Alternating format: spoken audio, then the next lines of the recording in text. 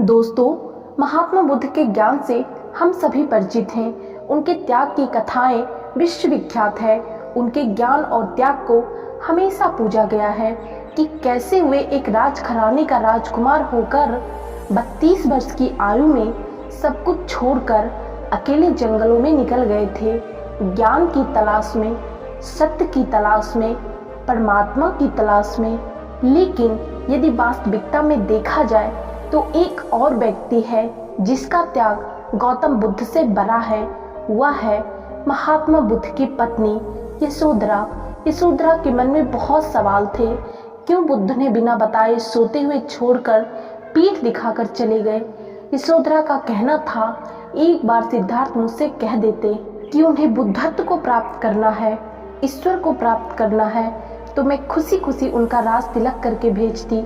अगर वह मुझसे कहते तो हो सकता था मैं शायद उनके साथ चली जाती, लेकिन शायद उन्हें मुझ पर विश्वास नहीं था, तभी उन्होंने ऐसा किया। लेकिन इसमें मेरी क्या गलती थी? अब मैं कहाँ भटकूं? उन्हें उनका परमेश्वर मिल चुका है, लेकिन मेरा परमेश्वर मुझसे छीन लिया है।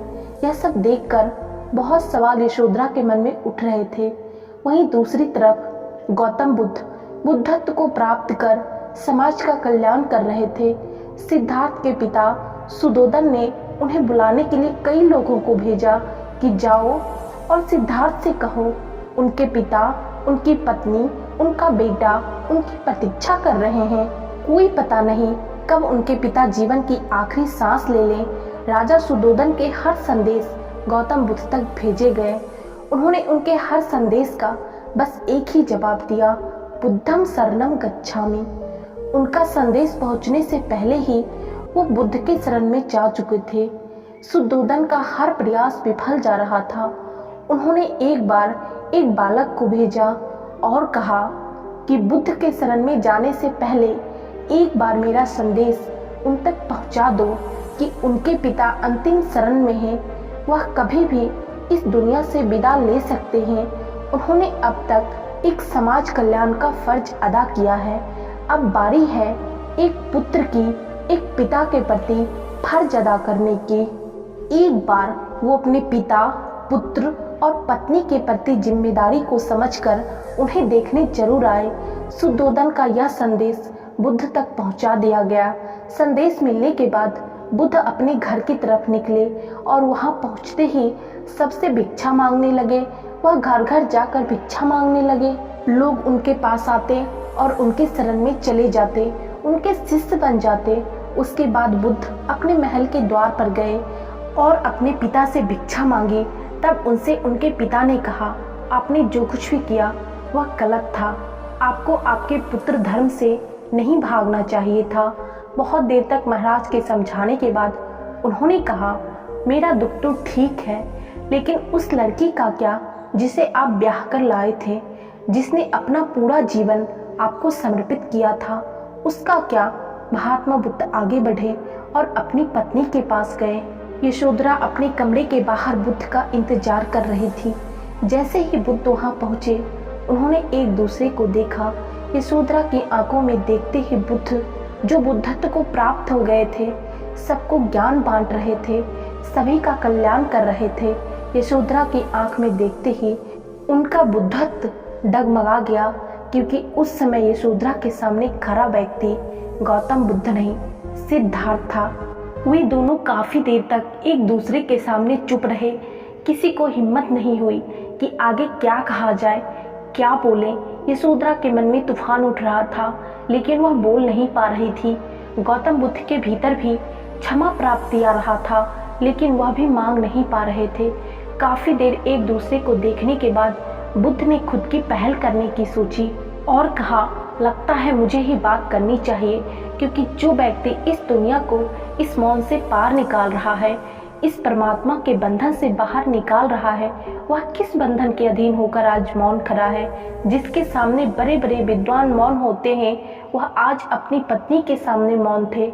और आगे बढ़ने के बाद जो बुद्ध सबसे कहते हैं, वह यशोदा के आगे अपनी झोली फैलाकर कहते हैं, माता भिक्षा दीजिए। यह सुनते ही यशोदा की आंखों से आंसू की धारा गिरने लगी। वह कहती है, आप ऐसा क्यों कर रहे हैं? इसमें मेरी क्या गलती थी? लेकिन यह सब उसके दिमाग में चल रहा था, जुबान पर नहीं था, क्योंकि बुद्धत्व अपना प्रभाव छोड़ रहा था। बुद्ध का आभमंडल इतना तेज था कि यशोदा कुछ नहीं कर पा रही थी, लेकिन उसको फर्ज अदा करना था। भिक्षा मांगी बुद्ध ने। यशोदा ने अपने पुत्र राहुल का हाथ पकड़ा और गौतम बुद्ध के हाथ में पकड़ा दिया और कहा कि मेरी इच्छा है इससे पहले कि यह भी आपकी तरह किसी और लड़की से ब्याह कर फिर उसे छोड़कर चले जाए, उससे पहले आप इसे अपने शरण में ले लीजिए, ताकि इसे भी बुद्धत्व प्राप्त हो सके, इससे भी परमात्मा के समीप ला दीजिए।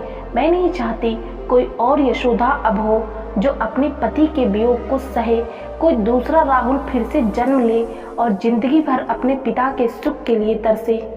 इसे आप ले जाइए और जीवन भर उसी शरण में रखिए और उसी राह पर चलाइए जिस पर आप स्वयं चले थे। यशोधरा बुद्ध से कहती है, आप गए, मुझे इससे कोई शिकायत नहीं। दुख इस बात का है कि आप मुझे बिना बताए इस तरह छोड़कर मेरे पीछे से गए, जो मुझे बर्दाश्त नहीं हुआ। आपका बुद्धत्व बहुत विशाल है, आपकी कृपा दृष्टि से लोगों का कल्याण होता, लेकिन मैं यह नहीं मानती, क्योंकि उसने मुझसे मेरा पति छीना है, मेरे पुत्र का पिता छीना। और अंत में बुद्ध ने यह सब सुनकर कहा, आप मुझे यहाँ से जाने की आज्ञा दे। यह सुन यशोदा की आंखें खुली की खुली रह गई। मन ही मन सोचने लगी, यह मेरा पति नहीं रहा, यह मेरा सिद्धार्थ नहीं है। और अंत में यशोदा ने भी हाथ जोड़कर कहा, मुझे भी बुद्ध की शरण में ले लो।